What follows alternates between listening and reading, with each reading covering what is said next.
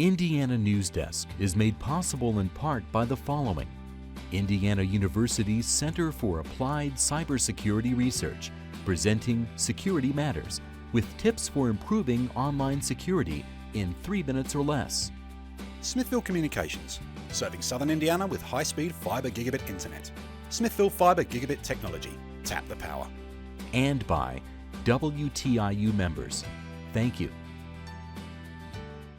Coming up on Indiana Newsdesk, e-cigarette sales totaled about $1 billion last year. Ahead, how the FDA and a number of states are trying to regulate the industry. A lot of states are saying it's against the law to sell e-cigarettes to minors, to people under the age of 18, just like we do with cigarettes, and that's clearly the right way to go. But we can go a lot further than that. If I wasn't vaping, I'd be smoking a cigarette, and everybody knows they have over 4,000 carcinogens in them themselves that cause cancer. There's nothing in e-liquid that's ever been proven to cause cancer. In the first of a two-part series, we look at coal ash, one of the byproducts of coal fire power plants, and how its unregulated storage can contaminate our water. If you don't make a very solid structure for an impoundment, you run the risk of it failing and then all that ash and waste material getting into the stream. And state parks are kicking off the summer season with free admission. Those stories and this week's headlines right now on Indiana Newsdesk.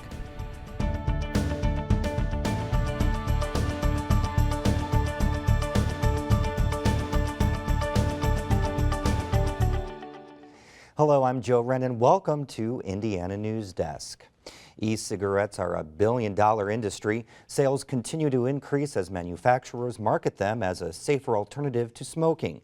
But now the FDA is getting involved in placing restrictions on their sale. And while some are applauding the FDA for doing something, many say it's not nearly enough, especially in places like Indiana, where cigarette companies spend millions testing new products. Gretchen Frazee reports.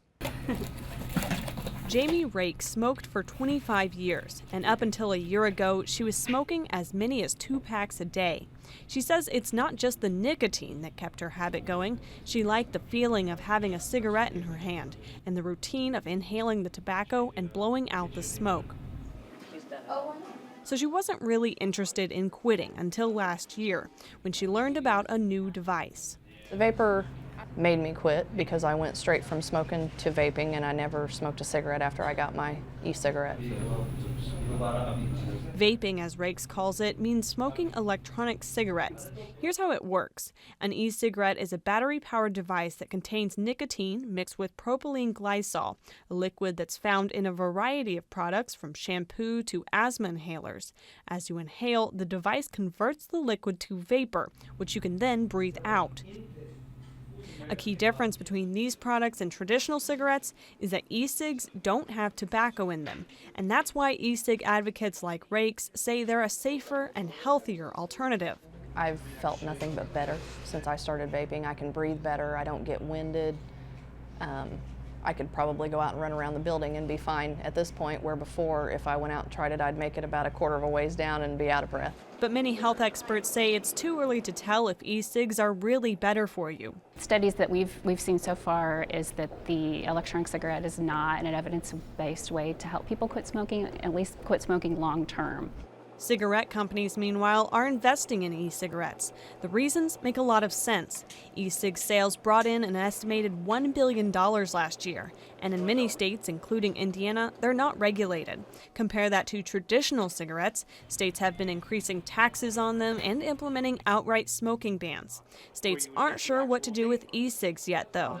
Many are including e-cigarettes in their indoor smoking bans. Others have moved to define e-cigarettes as tobacco products, so all the same laws that apply to cigarettes also apply to e-cigs.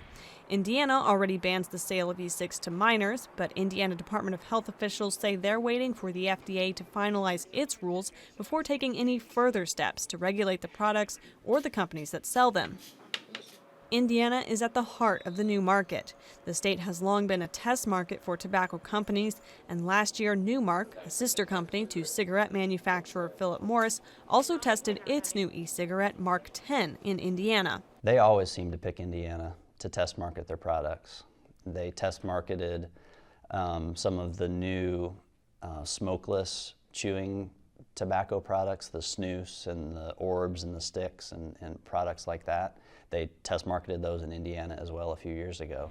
I think they pick Indiana because of our high rates of tobacco use in the state, relatively lax tobacco control policies. Anti-smoking advocates say allowing Indiana to be a test market sends the message that the state supports smoking and it isn't serious about getting people to quit. We need more research dollars for sure to address, emerging issues. The tobacco industry outspends us by a lot in Indiana and nationwide. And, in terms of being able to do research to even figure out what their marketing strategies and their impact of their marketing is difficult when you just don't have the resources in the state to do the research. Campaign for Tobacco-Free Kids estimates Indiana collects more than $500 million each year from tobacco taxes. A small fraction of that, only about 1%, goes toward tobacco cessation programs and research. That puts Indiana in about the middle of the pack when compared to how much other states spend on anti-smoking programs, but it's less than 10% of what the Centers for Disease Control and Prevention say Indiana should be spending. And while Indiana's smoking rate is declining along with the national average, it still ranks in the top 10 states nationally, with more than 1 in 5 adults smoking. Courtney Stuart with the Indiana Prevention Resource Center joins us now. The end of that piece, we just heard that more than 1 in 5 adults smoke in cigarettes in Indiana. How does that correlate with the e-cigarette? You mean as far as why they're test marketing things here? Yeah. It could be because, Indiana has a fairly high rate of smokers, and they might be trying to get, some of the marketing is aimed at youth, so they might be trying to get youth involved, or people who believe that e-cigarettes are useful when they're trying to quit smoking tobacco.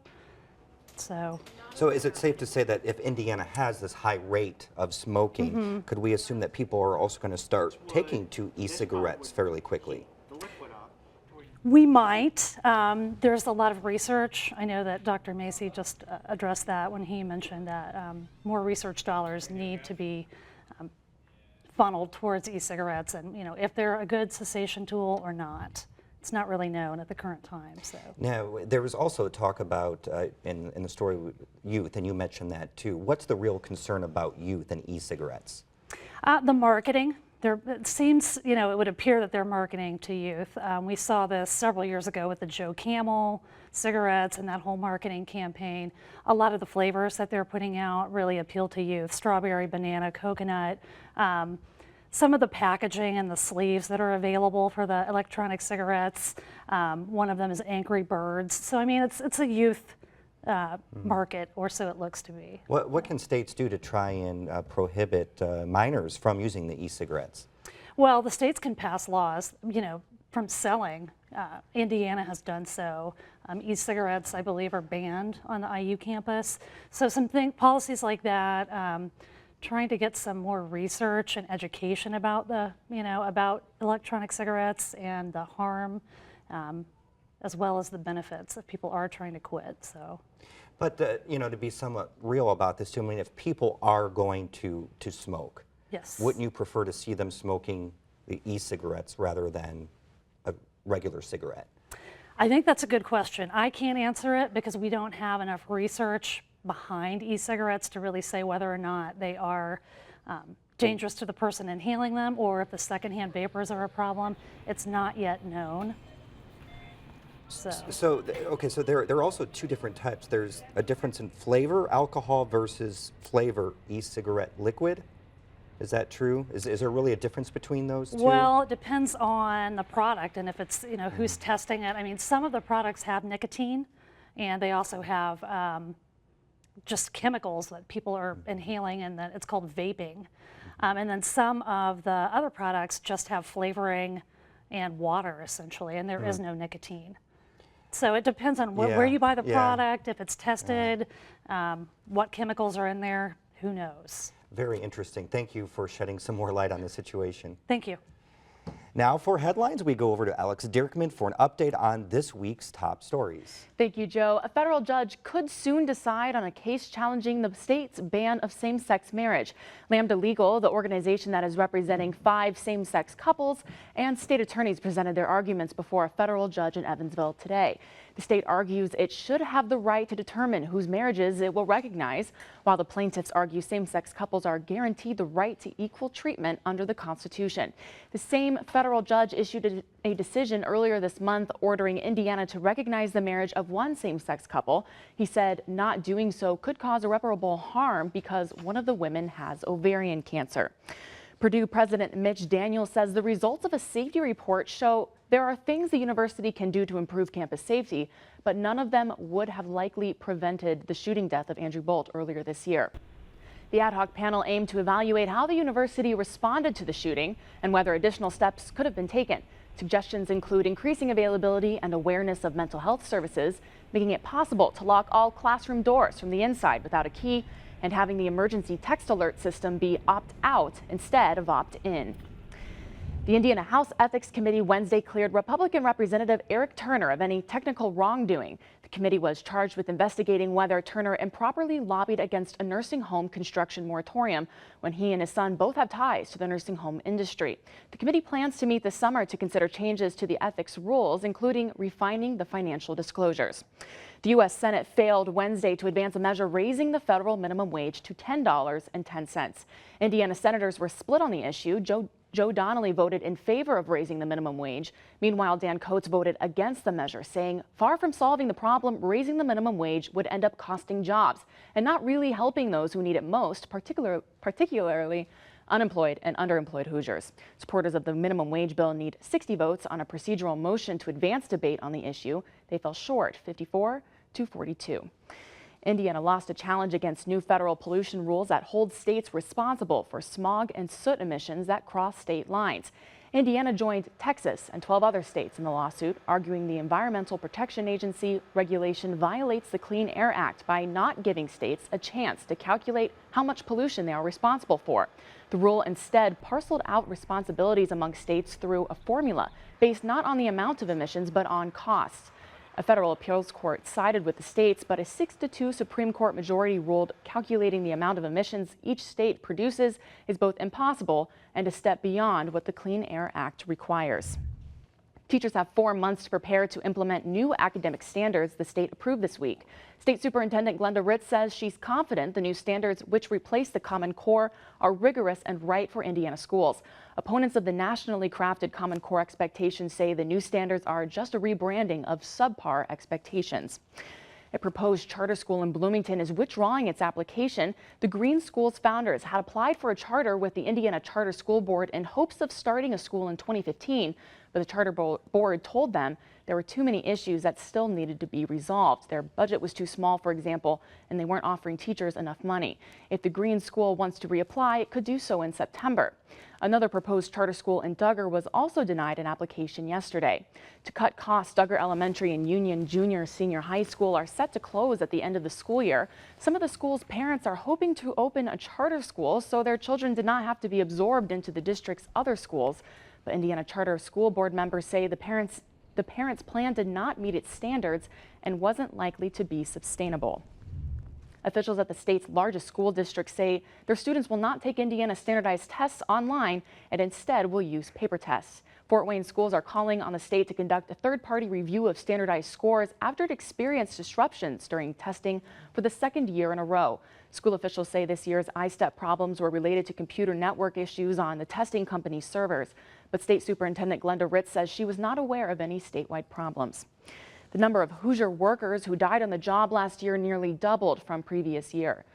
It hit 203, up from 103. Indiana AFL-CIO officials call that increase alarming. They say the state needs more inspections, more regulation of hazardous materials, and better protections for employees who report unsafe working conditions.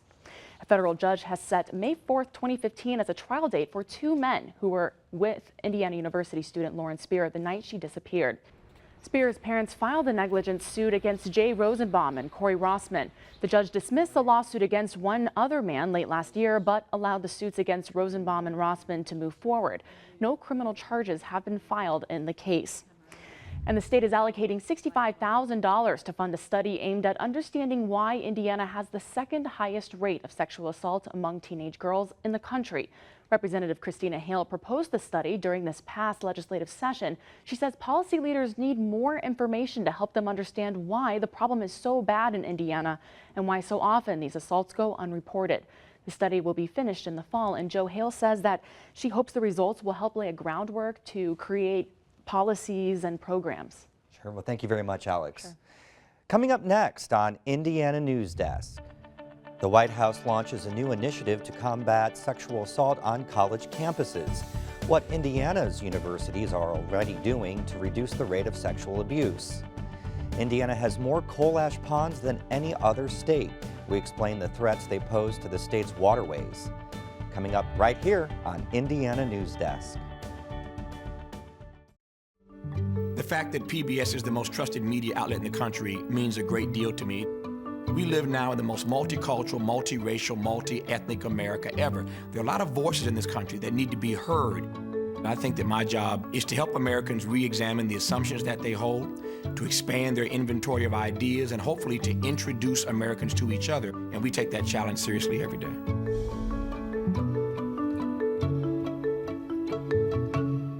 I'm Bill Moyers. I was coming up out of the subway the other day when a fellow stopped me and said, "I don't like what's happening in the country, but there's nothing I can do about it." I told him I don't buy it. There's a lot you can do.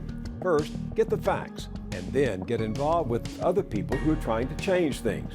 Start with Moyers and Company and take it from there. Could be the best hour you spend this week. Friday night at 11. Welcome back to Indiana Newsdesk. I'm Joe Wren. 1 in 5 women is raped in college. It's a startling number and one that's now catching the attention of the White House. Federal guidelines released this week aim to improve the way colleges handle sexual assault cases. Sarah Whitmire joins us now to talk about the recommendations and what Indiana colleges are already doing to cut down on the rate of sexual assaults on their campuses. Sarah, what are some of those steps and recommendations that were included in that report? Yeah, the report really included 4 main things, and the first one makes so much sense. It's just identify the problem. The White House is giving universities a toolkit that they can basically use to conduct a survey, and the plan then is to require all the schools to conduct a survey in 2016. And the second thing is prevention, just changing attitudes and behavior, and also importantly, it said engaging men in the solution, so letting people know that they can step in if they spot someone who's in trouble. The third thing on the list was response. So when someone is assaulted, the university needs to have a plan. They need to have people who these folks who were assaulted can go speak to, and confidence, people they can trust, and people who are trained in it. And they need to have a good system then for investigating sexual assault cases, and then also have partnerships within the community, such as with a rape crisis center. And then the fourth and final thing was just more transparency, posting data online, and then also giving students links and resources so they can, if they need help filling out a complaint, then they can get that help online, and it's really easy to find. Well, part of that transparency was the release of that report yesterday. 55 universities were identified under review for investigation for sexual violence investigation. 2 of those from Indiana. Indiana University and Vincennes. Vincennes and Indiana, yes, both made the list. 55 schools were on the list, and you know, folks at Indiana University and Vincennes are both sort of questioning how they came about to be considered investigated, because the list just lumped all of the schools together under the headline that they were being investigated. And we've talked to folks at Vincennes and Indiana University, and both have said they haven't done anything wrong. They have no violations against them. But the report didn't differentiate between schools that the DOE was just doing a normal compliance review on and schools that did have active investigations. So we talked to the Indiana University spokesperson, Mark Land, and he said they're in the process of gathering all the information the DOE requested, police reports, and getting ready to hand all that over. So we're treating it as an opportunity to share what we do with them. You know, there aren't many issues, or any issues probably, that are any more important, than this in terms of student safety and creating a culture of respect and safety for our students. So, we're happy to try to get all the help we can in being better at it. I still keep coming back to that number, though, 1 in 5. It's a startling figure, and we know it's really underreported. The White House guidelines are intended, though, to help universities get a better handle on what the numbers really are. We spoke to Justin Garcia, who's with the Kinsey Institute, and he said, in order to figure this out, people have got to come forward. And we need people to come forward in order to address the problem, because we need to know what happened and how it happened and why it happened. And by people coming forward and courageously sharing their stories with us, then we're able to say, these are some of the commonalities, these are some of the patterns, and this is how we go after those patterns and shut them down. Interesting. Yeah, it'll be interesting to see how these guidelines are implemented across college campuses. Yeah. Thank you very much, Sarah. Thank you, Joe. While power companies in Indiana are retiring many of their coal-fired plants in response to new EPA regulations, many still remain online. And as Jimmy Jenkins reports, the way they dispose of their harmful byproducts is unregulated and can result in contamination of the state's water resources. In the neighborhood of East Mount Carmel, residents like to live a simple country life. They fish in the nearby Wabash River, they get around on their dirt bikes and ATVs, and they go to church. But several years ago, the quality of life here was threatened. East Mount Carmel is located just across the street from the third largest coal-fired power plant in the world. Duke Energy says its Gibson generating station burns approximately 8 million tons of coal annually, producing 18 million megawatts of power each year. There are many byproducts from the process, but coal ash or fly ash has the most potential for contamination. This is generated in what we call a pulverized coal burner, which takes very small particles of coal, burns them at high temperature, typically over 1100 degrees Celsius. Duke stores more coal ash at the Gibson plant than at any other place in the state, almost 17 million tons, and that doesn't include other ash stored on site, including ash in the landfills and structural fills. One of the most common ways to deal with coal ash is simply to dig a large pit and store it on site at the plant. Sometimes water is added to the ash so it can be moved around through pipes and stored in ponds. There are 74 of these ponds across 17 locations in Indiana. That's more than any other state in the country, and they can dwarf the size of other man-made reservoirs. But unlike typical landfills, they're almost entirely unregulated. They don't have to be lined like municipal solid waste landfills, so the ash can and does leach into the surrounding area and water table. In most cases, power plant owners are supposed to get a permit from the Department of Natural Resources if they want to build a coal ash pond on their property. But the reality is that rarely happens. Some of the dams in the state and the ash ponds have gone through our permit process. I would say the majority of them have not. And some are inspected that we had been aware of through going through the permit process. There are likely others out there that should have gone through the process but didn't. Why is that? You'd have to ask the owners that. Why they would do that, I don't know. Smith says a recent survey from the EPA showed several power companies had built coal ash ponds without seeking a permit. There were many on that list that were ones that were not in our inspection program. They had never gone through our permit process. Smith says the DNR doesn't strictly enforce the permit process for coal ash ponds because, unlike some levees and dams, most coal ash ponds don't pose a high risk of loss of life if they were to breach. Clearly, we have to prioritize. Just like policemen on a road that have the need to use discretion. Not every single person that speeds winds up getting pulled over by a police car. The DNR has not taken any enforcement action against the owners of the plants that are not in compliance. If a coal ash pond fails, the results can be disastrous. In February, a massive breach at a Duke Energy plant in North Carolina dumped 39,000 tons of coal ash into the Dan River, covering the river bottom for more than 70 miles downstream. While no one was killed, environmentalists say the ecological disaster that resulted is immeasurable. After the North Carolina incident, we take that very seriously, and we immediately brought in an outside engineering firm to do an inspection. Duke operates a plant in Indiana under similarly dangerous conditions. Just north of Terre Haute is the Duke-Wabash River Station, where, like in North Carolina, a large storm water line runs underneath coal ash ponds and empties into the Wabash River. Can this happen? Yes, it has happened, and it's likely to happen again unless we're making sure that we're, preventing, putting in place things to prevent and make sure that all of these ponds are constructed in a safe way. As you just heard, there have been several coal ash spills in Indiana. Next week, in the second of this two-part series, Jimmy Jenkins will revisit the residents of East Mount Carmel, Indiana, to find out how coal ash ruined their water supply. We'll also look at what some power companies are doing to make coal ash storage safer and explain a beneficial reuse industry that recycles coal ash to keep it out of landfills. And you can visit Indiana State Parks for free this weekend as the state kicks off the season where more people start heading outdoors. It's offering free admission for all visitors on Sunday. Now, admission is also free to veterans only on Saturday.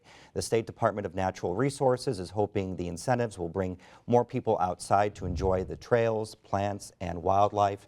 And don't forget the caves as well. They've been closed for a while. Right, they were closed for a while because of the Indiana bat and the white nose syndrome, but now they're open, so now's your chance to go. Exactly, Right. and we have more information about all of that Yes. on our website, WTIUnews.org. Yes.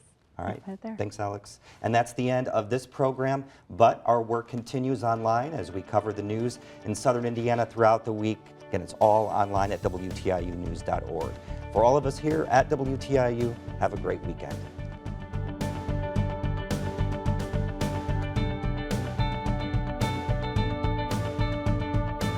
Indiana Newsdesk is made possible in part by the following: Indiana University's Center for Applied Cybersecurity Research, presenting Security Matters, with tips for improving online security in 3 minutes or less.